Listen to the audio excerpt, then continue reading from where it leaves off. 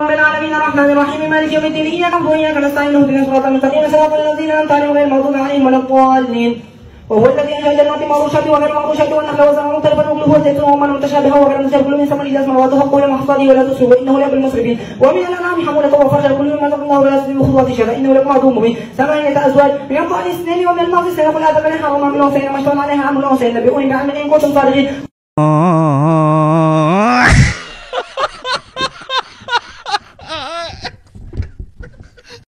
الحمد لله رب العالمين الرحمن الرحيم مالك يوم الدين إياك نعبد وإياك نستعين اهدنا الصراط المستقيم صراط الذين أنعمت عليهم غير المغضوب عليهم ولا الضالين.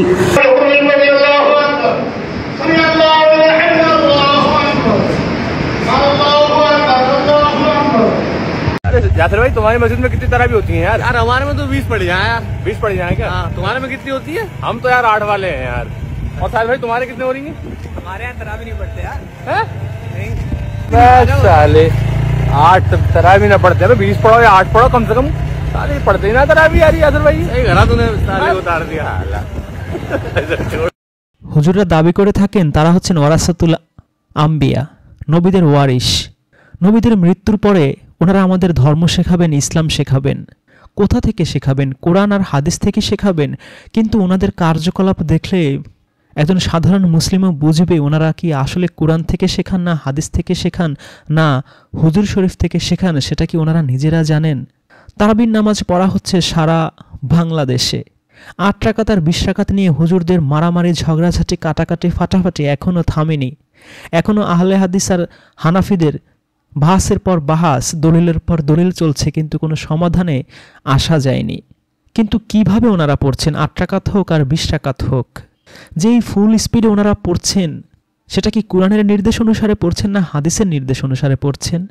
সূরা মুজাম্মিল 73 নম্বর সূরার 4 নম্বর আয়াতে আল্লাহ তার রাসূলকে নির্দেশ দিচ্ছেন, আউজিদ আলাইহি অরাতিলিল কুরআনা তারতিলা, কুরআনা তারতিলা, তারতিল সহকারে, অরাতিলি ধীরে ধীরে এই কোরআন আবৃত্তি করতে বলেছেন আল্লাহ তার রাসূলকে। তাহলে আল্লাহর রাসূল সারা জীবন নিশ্চয়ই এই আয়াতের উপর আমল করেছেন, ধীরে ধীরে সুস্পষ্টভাবে এই কোরআন তিনি পাঠ করেছেন।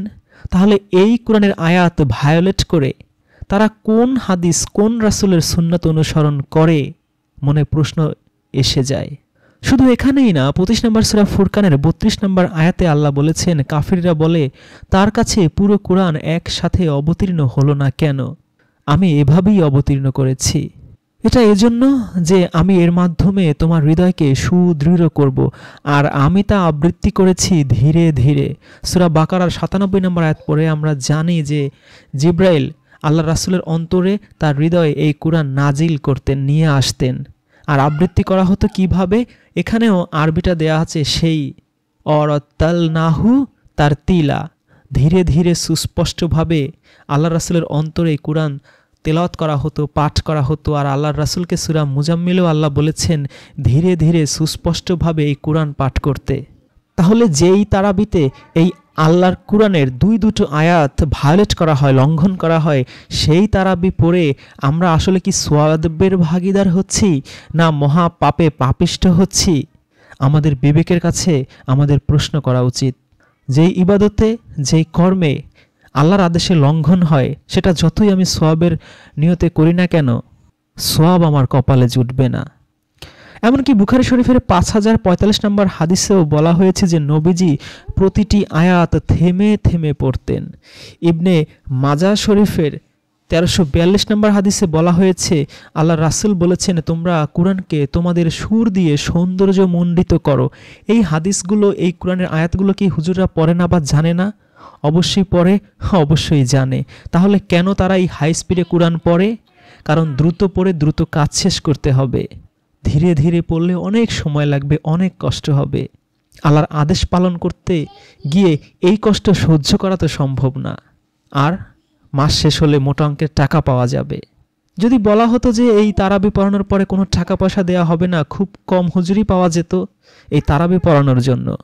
আপনি আমি না হয় আমাদের নামাজ পড়ছি, হুজুর হুজুরের নামাজ পড়ছে, কিন্তু টাকার বিনিময়ে সেটা কি তার ইবাদত হিসেবে গণ্য হচ্ছে? হচ্ছে না। আমাদের হানাফি মাযহাব শেখানো হয়, শাফি মাযহাব শেখানো হয়, আহলে হাদিস শেখানো হয়। কোন মাযহাবের কোন তরিকায় কোন ইমাম এই ফতোয়া বা এই ফয়সালা দিয়েছেন যে এমন গুলির মতো স্পিডে এই কোরআন পাঠ করতে হবে, যেই পাঠ ইমাম সাহেবও বুঝবে না, মুসল্লিও বুঝবে না। সেই কোরআন আমাদের কি কাজে লাগবে? সেই কোরআন থেকে আমরা কি নূর হাসিল করব, কি ফয়েজ হাসিল করব? হযরত উম্মে সালামা থেকেও একটা হাদিস বর্ণিত আছে যেখানে তিনি বলেছেন, আল্লাহর রাসূল নামাজ ও তিলাওয়াত সম্পর্কে জিজ্ঞাসা করা হলে তিনি বলেন তার তিলাওয়াত ছিল প্রতিটি হরফ পৃথক পৃথকভাবে উচ্চারিত, অর্থাৎ কোনো জড়তা, অস্পষ্টতা ও তাড়াহুড়া ছিল না। হযরত আনাস রাদিয়াল্লাহুকে নবীজির তিলাওয়াত সম্পর্কে জিজ্ঞেস করা হলে তিনি বলেন তার তিলাওয়াত ছিল মদের স্থানে টেনে পড়া। এরপর তিনি পাঠ করে শোনান এবং সব জায়গার মদগুলো টেনে উচ্চারণ করে দেখান। সাহাবা ইকরামের তেলাওয়াতের বৈশিষ্ট্যও নাকি এরকমই ছিল। ধীর স্থিরভাবে তেলাওয়াত করতেন তারা, নিজেরা করতেন, অন্যদেরকেও তাগাদা দিতেন।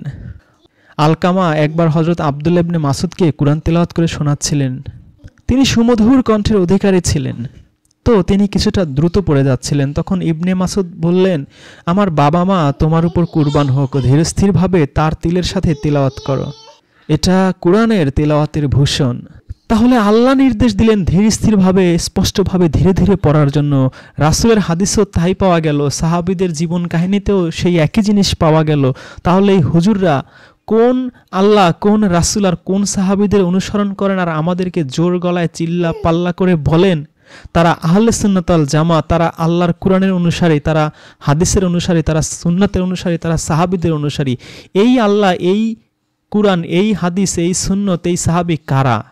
তাদের পরিচয় এই হুজুরদের উচিত অতি সত্বর দেশের মানুষকে জানানো যে কোন আল্লাহর ইবাদত তারা করে, কোন আল্লাহর হুকুম হাকাম অনুযায়ী তারা এরকম ফুল স্পিডে তারাবি পড়িয়ে অর্থ উপার্জন করে।